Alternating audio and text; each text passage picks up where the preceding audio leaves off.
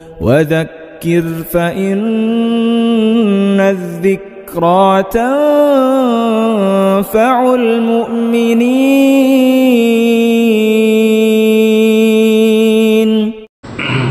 الحمد لله نحمده ونستعينه ونستغفره ونؤمن به ونتوكل عليه ونعوذ بالله من شرور أنفسنا ومن سيئات أعمالنا. من يهده الله فلا مضل له ومن يضلله فلا هادي له. ونشهد أن لا إله إلا الله وحده لا شريك له. ونشهد أن سيدنا ونبينا ومولانا محمدا عبده ورسوله صلى الله تعالى عليه وعلى آله وأصحابه وبارك وسلم تسليما كثيرا كثيرا. أما بعد فأعوذ بالله من الشيطان الرجيم. بسم الله الرحمن الرحيم. إن الإنسان لربه لكنود. بزرگان محترم اور برادران عزیز، اللہ رب العالمین کا بڑا کرم اور احسان ہے جس نے ختم قرآن کی نسبت پر اور دین کی اس مجلس میں شرکت کا موقع عطا فرمایا. رب کریم ہمارے بیٹھنے کو سننے کو قبول فرمائے اور اپنے مقصد میں ہم سب کو کامیابی نصیب فرمائے. یہ سورۃ العادیات کی ایک آیت ہے. اس آیت پاک میں اللہ رب العالمین نے انسان کی ایک بری خصلت، بری عادت، ایک بری صفت کو بیان کیا ہے. وہ بری عادت کیا ہے، وہ بری خصلت اور وہ بری صفت کیا ہے؟ تو فرمایا ان الانسان لربہ لکنود. انسان اپنے رب کا بڑا ناشکرا ہے. حق تعالی کے ہم انسانوں پر، بندوں پر جو انعامات اور احسانات ہیں، اللہ کے انعامات اور احسانات کی کوئی انتہا نہیں.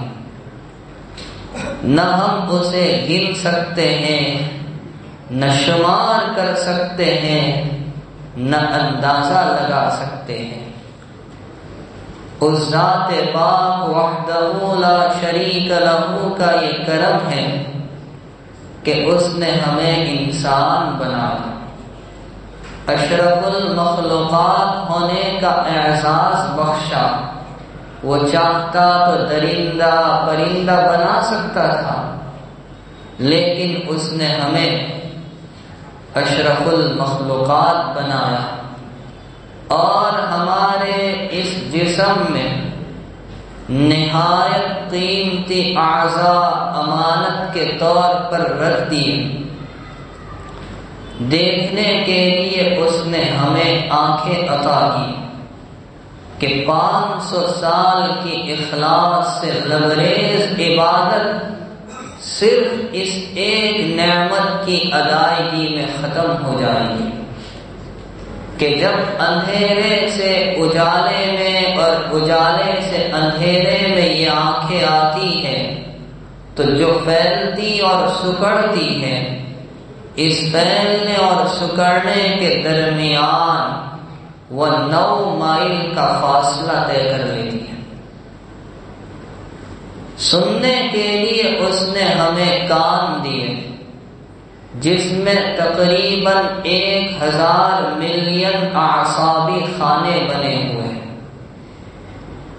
تصورات کے لیے اس نے ہمیں دماغ دیا کہ ہے تو وہ پاؤں سیر کا، لیکن وہاں سے بدن کے جب کسی بھی حصے کو کوئی کام سپرد ہوتا ہے تو ہر گھنٹے میں 70 مائل کی رفتار سے طے ہوتا ہے۔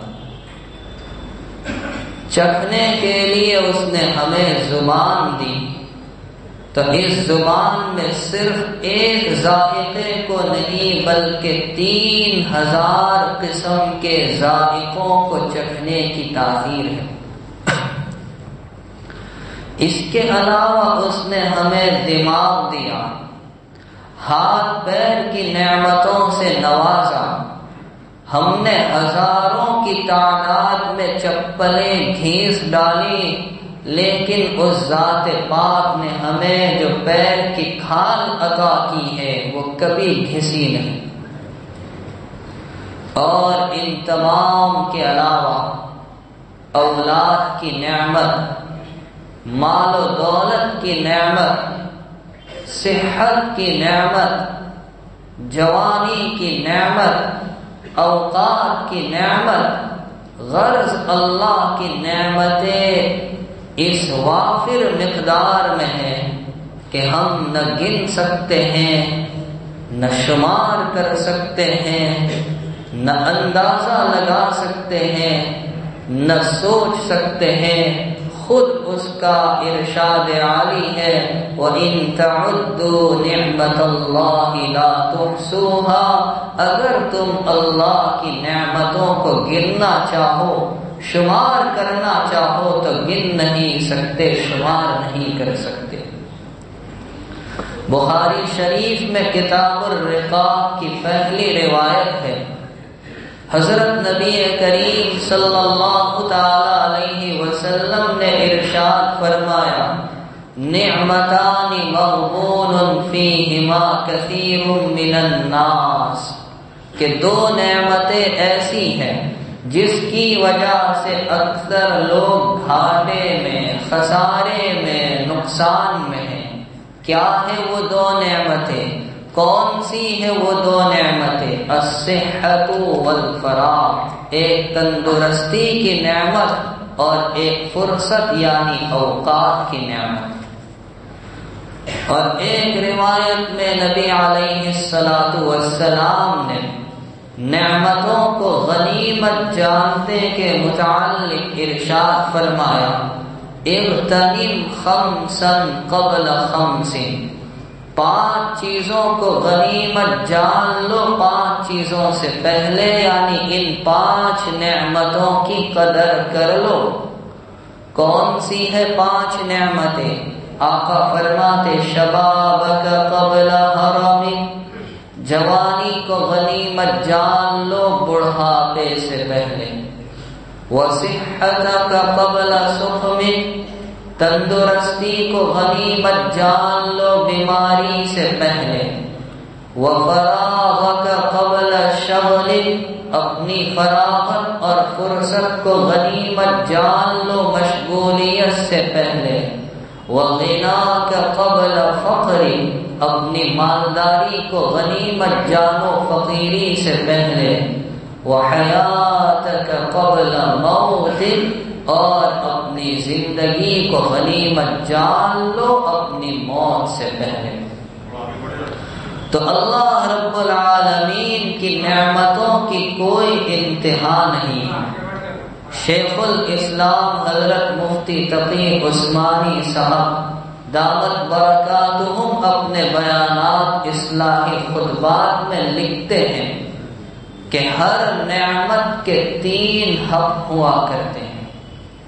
ایک حق تو یہ ہے کہ بندہ نعمت کی قدر پہچانے، دوسرا حق یہ ہے کہ بندہ نعمت کا صحیح استعمال کرے، اور تیسرا حق یہ ہے کہ بندہ نعمت پر اللہ رب العالمین کا شکر ادا کرے۔ تو اس طرح ہر نعمت کے 3 حق ہوا کرتے ہیں۔ اور یہاں سورۃ العادیات کی اس آیت میں اللہ رب العالمین نے اولاً گھوڑوں سے متعلق 5 قسمیں کھائی، اور 5 قسمیں کھانے کے بعد فرمایا ان الانسان لربہ لکنود، بلا شبہ انسان اپنے رب کا بڑا ناشکرا ہے کہ جو نعمتیں اللہ نے دی نعمتوں کو استعمال کر رہا ہے، لیکن شکر کے کلمات اس کی زبان پر نہیں آتے۔ اب ایک سوال ہوگا کہ انسان کی ناشکری کو بتانے کے لیے گھوڑوں کی قسم کیوں کھائی گئی؟ تو مفسرین کرام اس کا جواب بیان کرتے ہیں کہ گھوڑے کی مثال اس کی وفاداری کی وجہ سے دی گئی کہ وہ اپنے مالک کا بڑا وفادار ہوتا ہے، حالانکہ اس کا مالک اس کا حقیقی مالک نہیں ہے، نہ اس کا خالق ہے، پیدا کرنے والا ہے، وہ تو مالک مجازی ہے، کھانے پینے کا انتظام کرنے والا ہے، سبب اختیار کرنے والا ہے، لیکن اس کے باوجود گھوڑا اپنے مالک کا اتنا وفادار اور فرما بردار کہ اس کے ساتھ کبھی بدسلوکی اور بے وفائی نہیں کرتا۔ اور انسان کو لے لیجئے کہ اللہ رب العالمین اس کے مالک حقیقی ہے، اس کے خالق حقیقی ہے، اس کے رازق حقیقی ہے، ان گنت نعمتیں استعمال کر رہا ہے، پھر بھی اپنے رب کی ہی بے وفائی کر رہا ہے۔ اللہ رب العالمین یہی درس دینا چاہتے کہ بندہ اپنے رب کا بڑا ناشکرا ہے۔ ناشکری کو بتلانے کے لیے آیت پاک میں لفظ لایا گیا کنود، جس کا ہم نے ترجمہ کیا ناشکرا۔ کنود کے کیا معنی اور کنود کا کیا مطلب؟ مفسرین کرام نے کنود کا ایک مطلب بیان کیا کہ کنود کہتے ہیں نعمتوں کا انکار کر دینا۔ دوسرے معنی ہے مصیبتوں کو یاد رکھنا، نعمتوں کو بھول جانا، اس کو عربی میں کنود کہا جاتا ہے۔ تیسرے معنی ہے نعمتوں کو نافرمانی میں استعمال کرنا، اور چوتھے معنی ہے نعمتیں استعمال کرنا، اس کو دیکھنا، لیکن نعمت دینے والی ذات کو نہ دیکھنا، اس کو عربی میں کنود کہا جاتا ہے۔ اور ان چاروں کا آسان الفاظ میں ترجمہ کیا جائے گا ناشکرا، کہ انسان اپنے رب کا بڑا ناشکرا ہے۔ بہرحال اللہ پاک نے اس آیت پاک میں انسان کی اس بری صفت کو، اس بری خصلت کو، اس بری عادت کو بیان کیا کہ وہ اپنے رب کا بڑا ناشکرا ہے۔ شاہ عبد العزیز صاحب محدث دہلوی رحمت اللہ علیہ نے اپنی تفسیر میں ناشکری کی 3 قسمیں بیان کی ہیں۔ ناشکری کی پہلی قسم جو سب سے اعلیٰ درجے کی ناشکری یہ ہے کہ بندہ اللہ کی نعمتیں استعمال کر رہا ہے، لیکن نسبت اللہ کے بجائے کسی اور کی طرف کر دے کہ فلاں نعمت تو فلاں نے دی ہے، مثلا روزی دینے والا فنا ہے، بیماری ٹالنے والا فنا ہے، شفا دینے والا فنا ہے، پریشانی کو دور کرنے والا فنا ہے، حالانکہ سب کچھ اللہ کے قبضے میں ہے۔ یہی پیغام ابراہیم خلیل اللہ علیہ السلام نے اپنے ابا جان کو سمجھایا تھا، لِمَ تَعْبُدُ مَا لَا يَسْمَعُ وَلَا يُبْصِرُ وَلَا يُغْنِي عَنْكَ شَيْئًا، آپ ایسی چیز کی عبادت کیوں کرتے ہیں جو نہ دیکھے نہ سنے نہ کچھ کام آئے؟ تو سب سے اعلیٰ درجے کی ناشکری یہ ہے کہ بندہ اللہ کی دی ہوئی نعمتوں کو استعمال کرے اور نسبت اللہ کی جانب کرنے کی بجائے کسی اور کی جانب، کسی بت کی جانب یا کسی پیر کی جانب کر دے، یہ اعلیٰ درجے کی ناشکری ہے۔ دوسرے نمبر کی ناشکری یہ ہے کہ بندہ اللہ کی نعمتوں کو استعمال کر رہا ہے، اپنی ضرورتوں میں کام میں لا رہا ہے، لیکن ضرورتوں کے علاوہ دوسری ناجائز چیزوں میں بھی استعمال کرے، تو یہ دوسرے نمبر کی ناشکری ہے۔ مثلا اللہ پاک نے ہمیں دیکھنے کے لیے آنکھ عطا فرمائی، اب ہونا یہ چاہیے تھا کہ ہم جائز امور کو دیکھیں تب تو ٹھیک ہے، لیکن اس کے علاوہ ناجائز چیزوں کو دیکھنا یہ ناشکری۔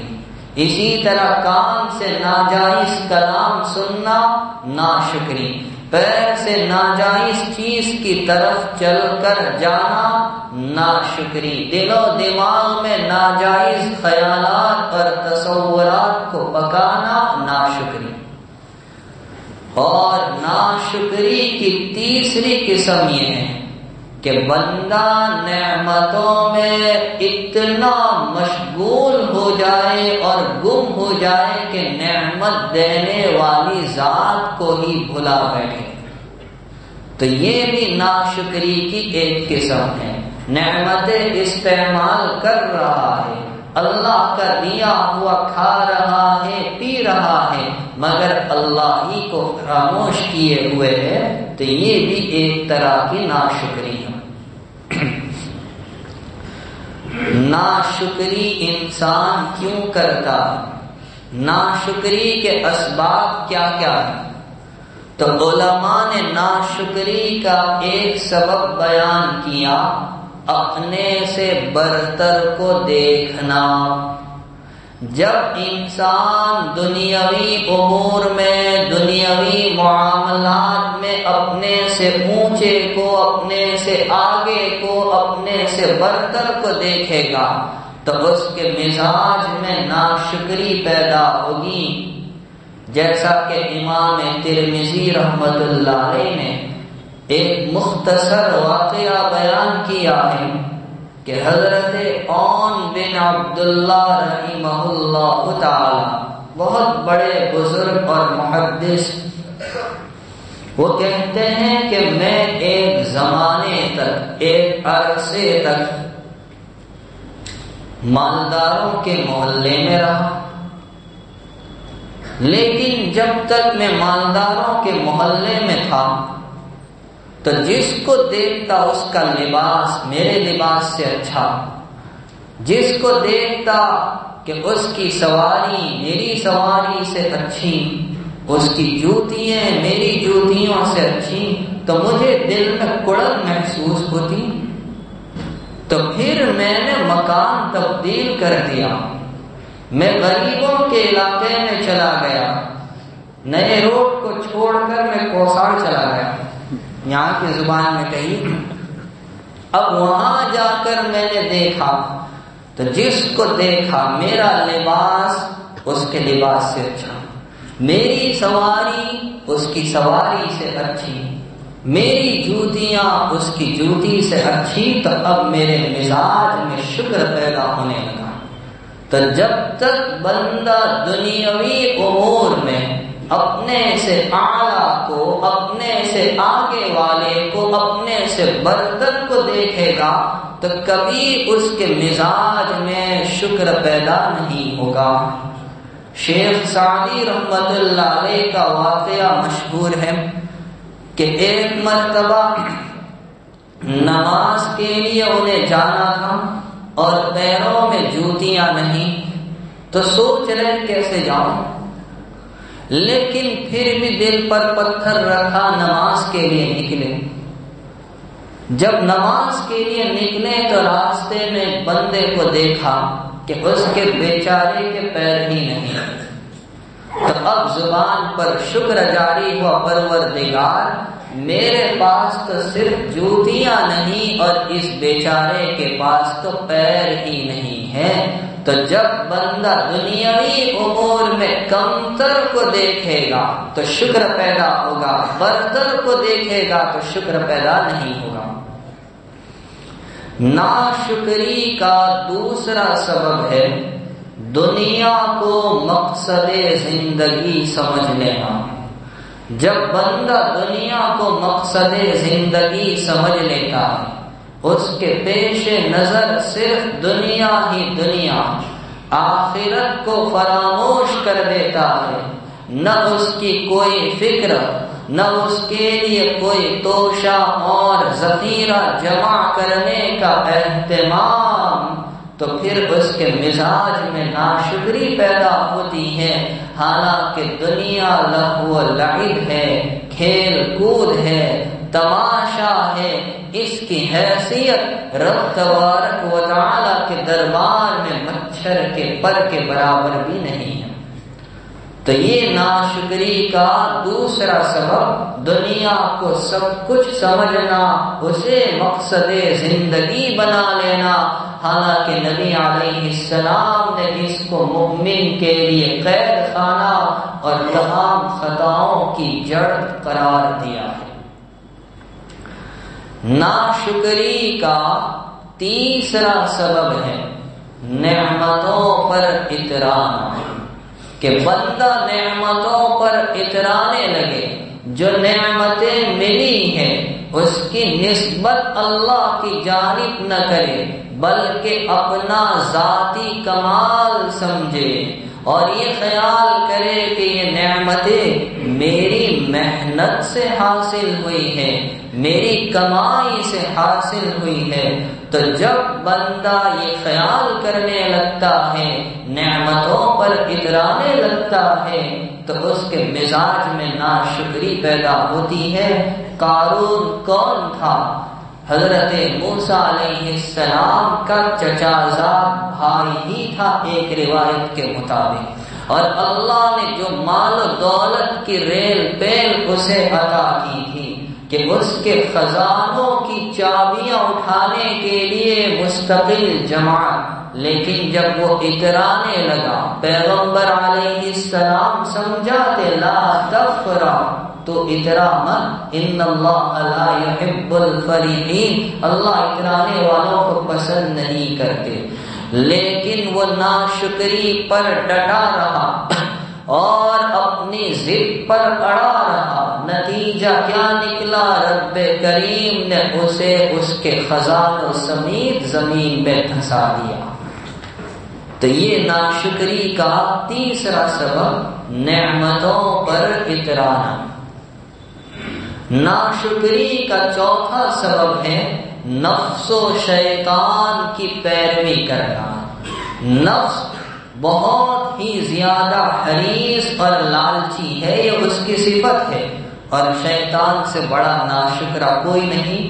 تو جب بندہ نفس کے کہنے پر چلتا ہے، شیطان کی اتباع کرتا ہے، تو وہ رب العالمین کی نعمتوں کو فراموش کر دیتا ہے اور اس کا شکر ادا کرنے کے بجائے ناشکری کرنے لگتا ہے۔ تو یہ ناشکری کا چوتھا سبب۔ ناشکری کا پانچواں سبب ہے بخیلی اور کنجوسی۔ یہ انتہائی بری صفت ہے۔ جب کسی انسان کے مزاج میں، اس کے خمیر میں یہ بری صفت پیدا ہو جاتی ہے تو پھر عقل اور شریعت کے تقاضے کے باوجود بندہ راہ خدا میں مال خرچ نہیں کرتا۔ صاحب مشکات نے روایت نقل کی ہے، نبی کریم صلی اللہ علیہ وسلم کا ارشاد عالی ہے، اول صلاح هذه الامة اليقين والزهد واول فسادها البخل والعمل۔ اس امت کی ابتدائی صلاح اور درستگی یقین اور زہد یعنی دنیا سے بے رغبتی، اور اس امت کی پہلی فساد اور بگاڑ کا سبب بخیلی اور لمبی لمبی آرزوئیں ہیں۔ تو بخیلی کی وجہ سے ناشکری پیدا ہوتی ہے، اور ناشکری کا چھٹا سبب ہے نعمتوں سے غفلت برتنا۔ جب بندہ نعمتوں سے غافل ہو جائے، اس کی نظر پر، اس کے دل و دماغ پر غفلت اور جہالت کے پردے پڑ جائے تو وہ رب العالمین کو فراموش کر دیتا ہے اور ناشکری کرنے لگتا ہے۔ حجت الاسلام امام غزالی رحمت اللہ علیہ نے اپنی کتاب احیاء العلوم میں ایک واقعہ بیان کیا ہے۔ ایک صاحب دل آدمی تھے، ان کے پاس ایک فقیر، ایک مسکین، محتاج، ضرورت مند صاحب عیال آیا اور اپنی کثیر العیانی کا، تنگدستی کا، فقیری کا شکوہ کیا۔ وہ صاحب دل آدمی تھے، کہا اچھا یہ بتاؤ، اگر کوئی تمہیں 10,000 درہم دے اور یہ کہے تم اندھے ہو جاؤ تو کیا تم پسند کرو گے 10,000 درہم لے کر اندھا ہونا؟ کہا کہ نہیں۔ کہا اچھا کوئی تمہیں 10,000 درہم دے اور یہ کہے کہ 10,000 درہم لے لو اور تم لنگڑے ہو جاؤ تو کیا تم پسند کرو گے؟ کہا کہ نہیں۔ کہا اچھا یہ بتاؤ، کوئی تمہیں یہ کہے 10,000 درہم لے لو اور تم لنجے ہو جاؤ، تمہارا ہاتھ چھین لیا جائے، کیا پسند کرو گے؟ کہا کہ نہیں۔ کہ اچھا کوئی تمہیں 10,000 درہم دے اور کہے گنجے ہو جاؤ، پسند کرو گے؟ کہا کہ نہیں۔ کہ اچھا کوئی تمہیں 10,000 درہم دے اور کہے تم دیوانے بن جاؤ، عقل تمہاری چلی جائے، کیا تم پسند کرو گے؟ کہا کہ نہیں۔ تو فرمایا اللہ کے بندے اللہ کا شکر ادا کر، 50,000 درہم کی نعمت اور دولت اس نے تجھے مفت میں عطا کی ہے۔ اور آگے ایک واقعہ لکھتے ہیں کہ حضرت ابن سماک رحمت اللہ علیہ کسی خلیفہ وقت کے پاس تشریف لے گئے، اس کے ہاتھ میں پانی کا گلاس تھا۔ اس نے حضرت سے کہا آپ مجھے کچھ نصیحت کر دیجیے۔ حضرت نے فرمایا ٹھیک ہے، یہ بتاؤ کہ اگر تمہیں سخت پیاس لگے اور اس ایک گلاس کے علاوہ کسی کے پاس کوئی پانی نہ ہو اور وہ کہے کہ جب تک تم اپنا کل مال و دولت نہیں دو گے وہاں تک تمہیں یہ گلاس نہیں ملے گا، تو تم کیا کرو گے؟ کہا کہ بھائی اگر مجھے سخت پیاس لگی ہو تو میں ساری جائیداد دے کر یہ پانی کا گلاس خرید لوں گا۔ کہ اچھا یہ بتاؤ اگر گلاس اس وقت تک نہ دیں جب تک کہ تم ملک اور حکومت اس کے حوالے نہ کر دو، کہ وہ بھی دے دوں گا، اپنی جان بچنی چاہیے۔ تو حضرت ابن سماک رحمت اللہ علیہ نے فرمایا کہ بادشاہ سلامت آپ کی حکومت کی مثال اور حیثیت پانی کے گلاس کے برابر ہے، اللہ کی نعمتوں سے کبھی غافل مت ہونا۔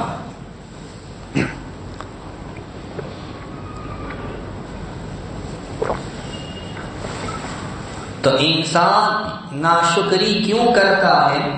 اس کے یہ 6 اسباب میں نے آپ کو بیان کر دیے۔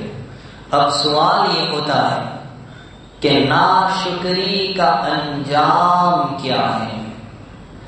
جب کوئی بندہ اللہ کی نعمتوں سے غافل زندگی گزارتا ہے اور نعمتوں کو فراموش کر دیتا ہے، ناشکری کرنے لگتا ہے، تو اس کا انجام بھی سنتے چلے۔ ناشکری کا پہلا انجام اللہ حفاظت فرمائے شکلوں اور صورتوں کا بگڑ جانا۔ مفسرین کرام نے لکھا ہے کہ جب سیدنا عیسیٰ علیہ السلام نے اپنے متبعین سے فرمایا کہ اگر تم 1 مہینہ روزہ رکھ کر اللہ کی عبادت کرو گے تو اللہ تعالیٰ تمہاری دعائیں قبول کرے گا۔ انہوں نے 1 مہینے روزے رکھے۔ 1 مہینہ ختم ہونے کے بعد، پورا ہونے کے بعد، انہوں نے حضرت عیسیٰ علیہ السلام سے درخواست کی کہ ہمارے یہاں یہ رواج اور یہ اصول ہے کہ اگر کوئی بندہ 1 مہینے تک کسی کے یہاں محنت مزدوری کرتا ہے تو مالک اس کے کھانے پینے کا بندوبست اور انتظام کرتا ہے۔ تو ہم نے 1 مہینہ روزہ رکھ کر اللہ کی مزدوری کی ہے، تو آپ اللہ سے درخواست کیجئے، دعا کیجئے کہ وہ ہمارے لیے آسمان سے مائدہ، کھانے پینے کا دسترخوان نازل فرمائے۔ حضرت عیسیٰ علیہ السلام نے فرمایا یہ لغو سوال ہے، ایسا بےہودہ سوال نہیں کیا جاتا۔ لیکن وہ بھی اپنی بات پر جمے رہے، اصرار کرتے رہے۔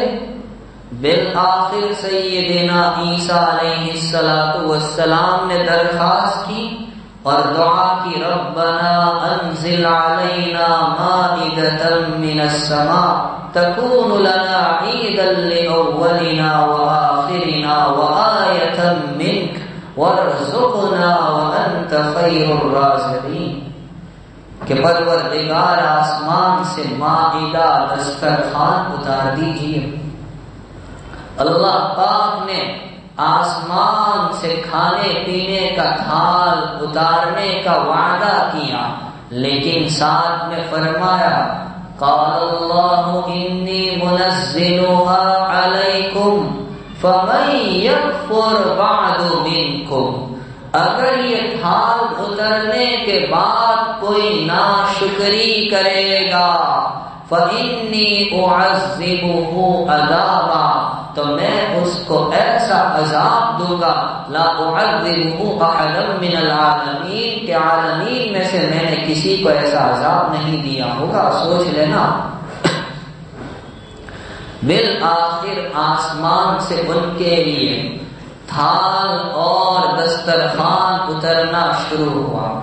مسلسل 40 روز اترتا رہا، اور شرط یہ لگائی گئی تھی کہ کھانا کھا سکتے ہیں، جیب بھر کر نہیں لے جا سکتے کہ جیب میں پلاسٹک کی تھیلی لے کر آئے اور بوٹیاں ڈالتے جائے۔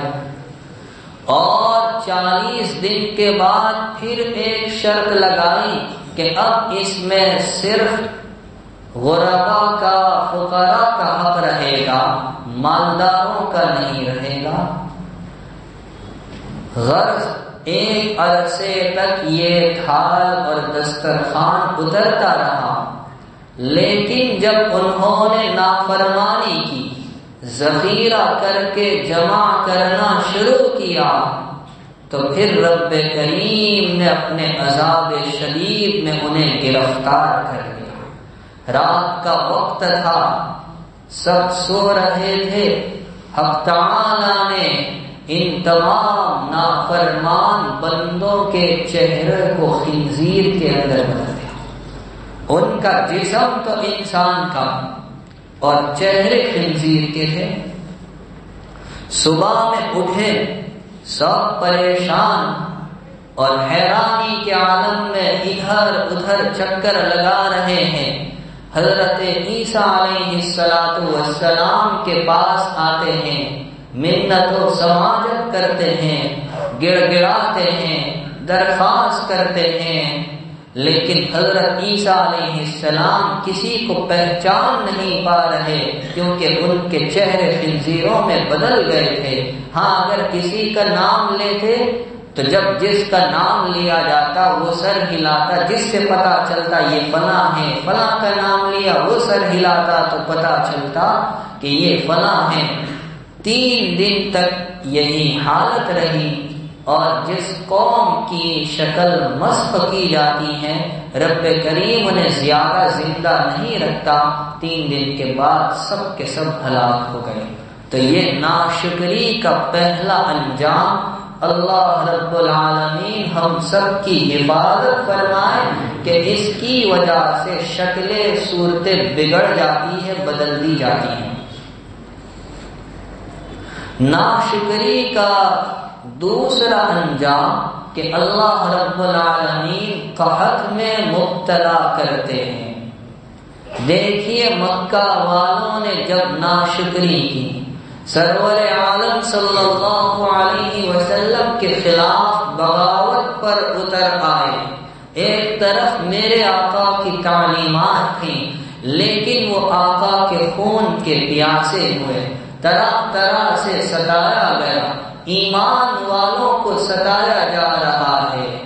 تو نبی علیہ السلام نے مجبور ہو کر اہل مکہ کے لیے, قریش مکہ کے لیے بد دعا کی.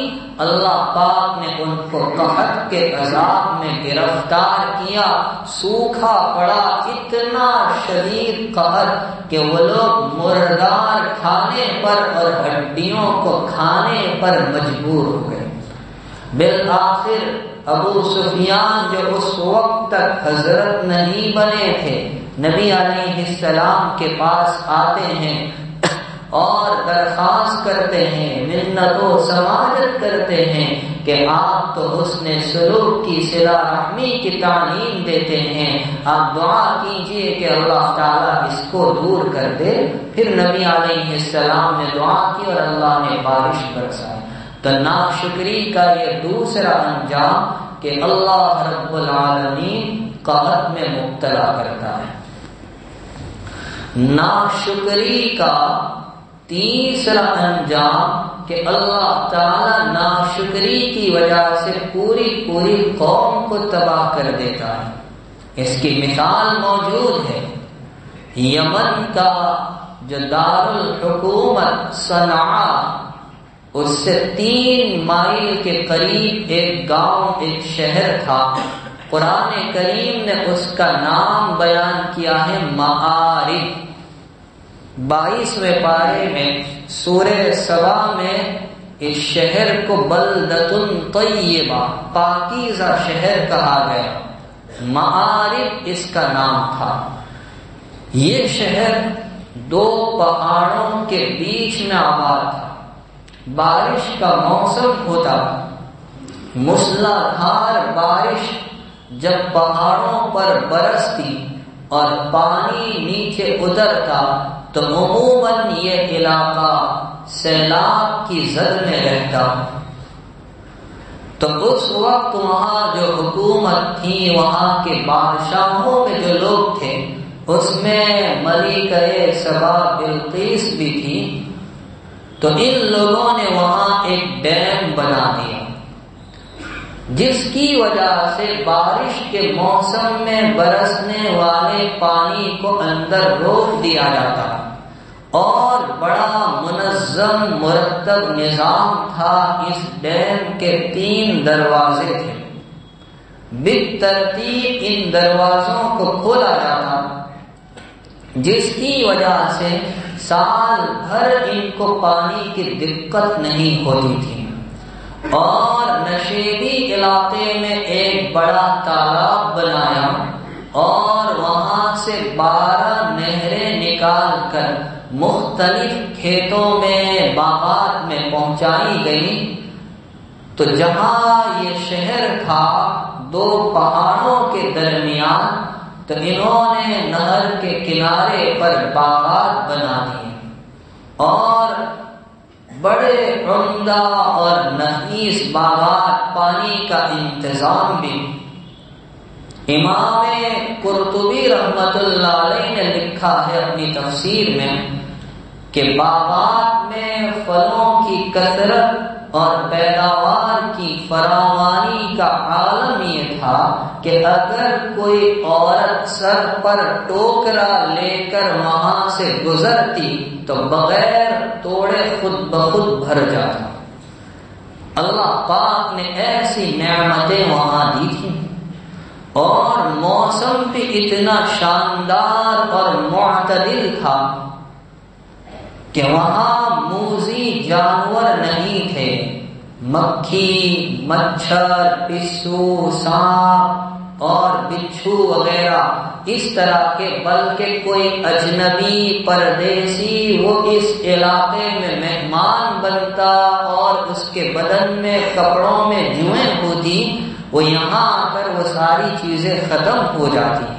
اسی لیے قرآن پاک نے اس کو کہا بلدۃ طیبہ، پاکیزہ شہر. لیکن یہ لوگ نافرمانی میں، ناشکری میں مبتلا ہو گئے. اللہ پاک کی جانب سے اتنا شاندار نظام، نعمتوں کی ایسی فراوانی، اور یہ لوگ ناقدری میں، ناشکری میں مبتلا ہوئے. تو حق تعالی نے ان کی رشد و ہدایت کے لیے تقریباً 13 انبیاء کرام علیہم السلام کو بھیجا، جنہوں نے اپنی ذمہ داری کو بحسن خوبی نبھایا. انہیں سمجھاتے رہے اللہ کی اطاعت، اس کی فرما برداری اور اس کے شکر کی طرف دعوت دیتے رہے، ناشکری سے روکتے رہے، لیکن یہ لوگ مانے نہیں. بالآخر ان کی ناشکری کی بنا پر رب کریم نے ان کی تباہی و بربادی کا فیصلہ فرما لیا کہ جو ڈیم بنا تھا اس پر اندھے بڑے چوہے مسلط کر دیے گئے. مفسرین نے لکھا ہے کہ جو سمجھدار اور دور اندیش لوگ تھے، انہوں نے جب چوہوں کو دیکھا اسی وقت شہر کو چھوڑ دیا، ہجرت کر کر چلے گئے. لیکن کچھ لوگ اپنی مستی اور نشے میں رہے اور ان چوہوں نے ڈیم کی بنیادوں کو کھوکھلا کر دیا. جب بارش کے موسم میں خوب پانی برسا اور ایک ساتھ پانی کا ریلا اس ڈیم میں آیا تو دیواریں کمزور ہو چکی تھی، وہ بہاؤ کے بوجھ کو برداشت نہ کر سکا اور وہ ڈیم منہدم ہو گیا، تباہ ہو گیا. پورے شہر میں پانی پھیل گیا اور اللہ پاک نے اس طرح اس پوری بستی کو اجاڑ دیا، تباہ و برباد کر دیا. یہ کھلی مثال ہے جو قرآن کریم میں موجود ہے. اس سے صاف ثابت ہوتا ہے کہ نعمتوں کی ناشکری اور ناقدری کا انجام قوموں کی تباہی و بربادی سے بھی ہوتا ہے. ناشکری کا چوتھا انجام یہ ہے کہ اللہ پاک نعمتوں سے محروم فرما دیتے ہیں. اللہ حفاظت فرمائے. متعدد روایات میں یہ واقعہ ملتا ہے. پیغمبر علیہ السلام ارشاد فرماتے بنی اسرائیل میں 3 لوگ تھے، ایک کوڑی تھا، ایک گنجا تھا، ایک اندھا تھا. حق تعالی نے ان تینوں کا امتحان لینا چاہا تو اب جو کوڑی تھا، جس کو دل کی کھال کی بیماری تھی، تو ایک فرشتہ اس کے پاس انسانی شکل میں آیا اور اس سے پوچھا کہ بتا تجھے کیا چاہیے، کون سی چیز پسند ہے؟ کہا میں یہ چاہتا ہوں کہ میرا رنگ اور میری کھال خوبصورت اور خوشنما ہو جائے، میری اس کھال کو اور اس رنگ کو دیکھ کر لوگ مجھ سے گھن اور نفرت محسوس کرتے ہیں، کراہت محسوس کرتے ہیں، تو میں چاہتا ہوں کہ میری کھال اور رنگ خوشنما ہو جائے۔ تو فرشتے نے اس کے بدن پر ہاتھ پھیر دیا، دعا کی، اللہ پاک نے اس کو بہترین رنگ اور کھال عطا فرما دی۔ پھر پوچھا کہ اچھا مالوں میں تجھے سب سے اچھا اور پسندیدہ مال کون سا ہے؟ کہ میرے نزدیک سب سے پسندیدہ مال یہ ہے کہ میرے پاس بہت سارے اونٹ ہوں۔ تو وہ فرشتہ جو انسانی شکل میں تھا اس نے ایک حاملہ اونٹنی دی اور برکت کی دعا دی کہ جا اللہ پاک تیرے لیے اس میں برکت ڈال دے۔ اب اس کے بعد فرشتہ گنجے کے پاس گیا اور اس سے پوچھا تجھے کیا چیز چاہیے، کیا پسند ہے؟ کہا میری ٹال پر بال آ جائے یہ پسند ہے، لوگ مجھے برا کہتے ہیں، ستاتے ہیں، پریشان کرتے ہیں۔ فرشتے نے دعا کی، اللہ پاک نے اسے مال عطا کیا۔ کہ مالوں میں کیا پسند ہے؟ کہ میں چاہتا ہوں میرے پاس بہت سی گائیں ہوں۔ تو فرشتے نے ایک حاملہ گائے اس کو دی اور برکت کی دعا کی۔ پھر فرشتہ اندھے کے پاس آیا، اس سے پوچھا تجھے کیا چاہیے، کیا پسند ہے؟ کہ میں آنکھ کی روشنی سے محروم ہوں، میں چاہتا ہوں میری بینائی آ جائے، میں آنکھوں سے دیکھنے لگوں۔ فرشتے نے دعا کی، اللہ پاک نے اس کو بینائی عطا فرما دی۔ کہ مالوں میں تجھے کون سا مال پسند ہے، کیا مال چاہتا ہے؟ کہ میں یہ چاہتا ہوں کہ میرے پاس بہت سی بکریاں ہوں۔ تو فرشتے نے ایک بکری اس کو دے دی اور برکت کی دعا کی۔ اب نتیجہ یہ ہوا کہ ہر ایک کے یہاں خوب برکت ہوئی۔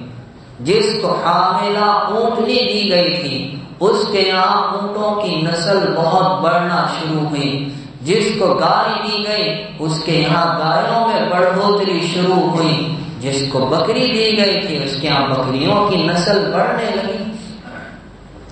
پھر کچھ مدت کے بعد حق تعالی نے ان کا امتحان لینا چاہا۔ اب فرشتہ ایک مفلس اور کنگال کی شکل میں کوڑی کے پاس پہنچا اور اس سے سوال کیا اور کہا میں محتاج ہوں، ضرورت مند ہوں، میری مدد کیجیے۔ اور اسے یہ بات یاد دلائی کہ کیا تو کوڑی نہیں تھا، تیرے رنگ اور تیری کھال سے لوگ گھن اور کراہت محسوس نہیں کرتے۔ اس نے سب چیزوں کا انکار کیا اور یہ کہا یہ مال و دولت تو باپ دادا کے زمانے سے میرے پاس چلا آ رہا ہے، حالانکہ اللہ کا دیا ہوا اب اس کو اپنا کمال سمجھ رہا ہے۔ فرشتے نے کہا اگر ایسی بات ہے تو جیسا تھا ویسا ہو جائے۔ تو پھر دوبارہ وہ پہلی حالت پر آ گیا، مال میں بھی قلت اور رنگ اور کھال وہ بھی پہلے جیسے ہو گئے۔ دوسرے کے پاس گنجے کے پاس آیا اور اس سے بھی سوال کیا میں مفلس ہوں، کنگال ہوں، میری مدد کیجیے۔ اور اس کو بھی یہ بات یاد دلائی کہ کیا تو ایسا نہیں تھا، لوگ تجھے حیران و پریشان نہیں کرتے تھے، اور کیا تیرے پاس کچھ نہیں تھا؟ اور پھر اللہ نے یہ دیا، کہا یہ تو میں نے اپنی محنت سے حاصل کیا ہے۔ اس نے بھی انکار کیا۔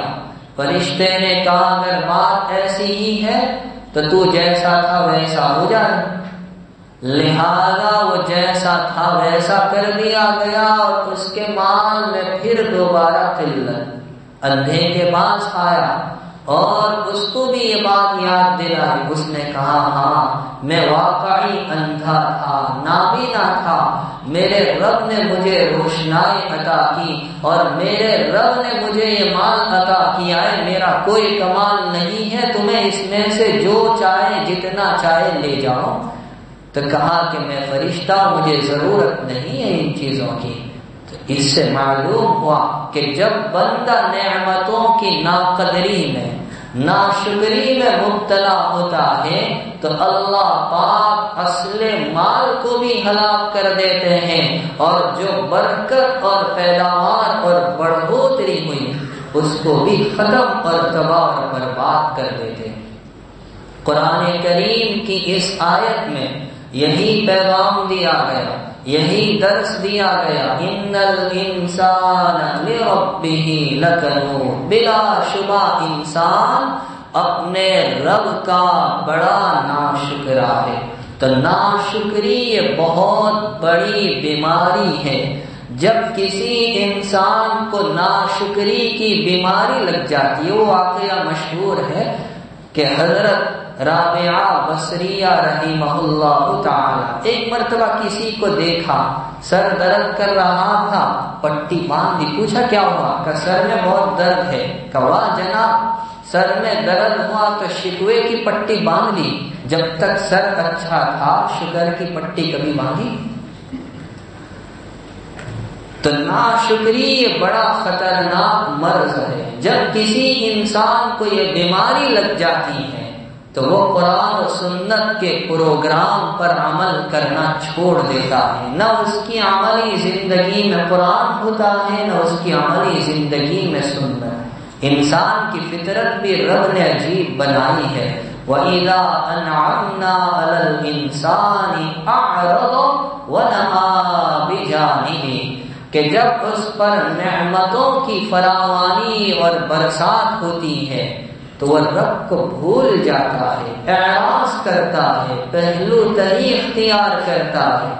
وَإِذَا مَسَّهُ الشَّرُّ، اور جب اسے کوئی تکلیف پہنچتی ہے، برائی پہنچتی ہے، فَذُو دُعَاءٍ عَرِيضٍ، تو وہ چوڑی چوڑی دعائیں کرنے لگتا ہے. قرآن نے یہ نہیں کہا فَذُو دُعَاءٍ طَوِيلٍ، یہ نہیں کہا وہ لمبی لمبی دعائیں کرتا ہے.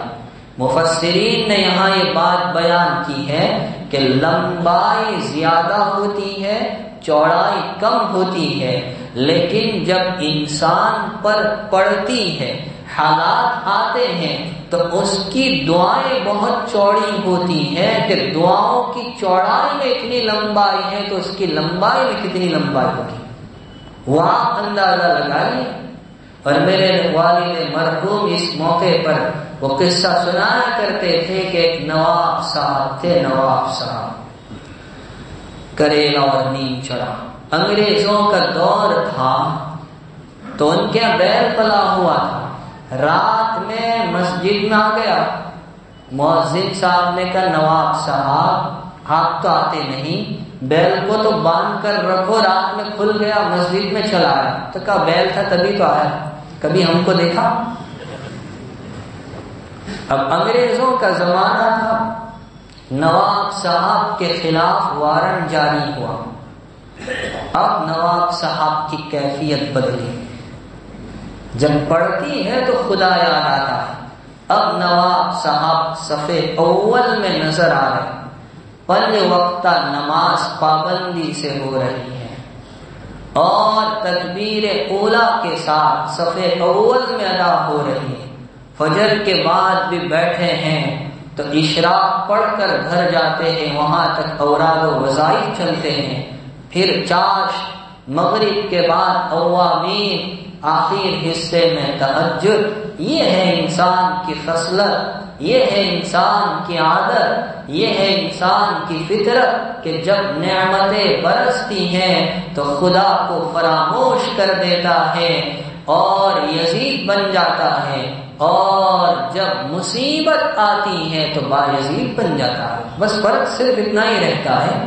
تو کسی نے خوب کہا ہے، یہ شعر بھی والد صاحب سنایا کرتے تھے، اہل کارا بوقت معذوری، اہلکارا بوقت معذوری شبلی وقت وغا یزید شون باز چومی رسن بر سرکار شمر ذل جوشن و یزید شون کہ جتنے سرکاری ملازم اور افسران ہیں اگر سسپینڈ کر دیے جائے ان کی نوکری چلی جائے حالات آئے تو پھر وہ شبلی وقت اور بایزید بستانی جیسے بن جاتے ہیں کہ اگر یہ حضرات کی قبر سے اٹھ کر آئے اور یہ عبادتیں دیکھ لے تو کہیں گے مجاہدے ہم نے کیا کہ ان سے سیکھنے چاہیے۔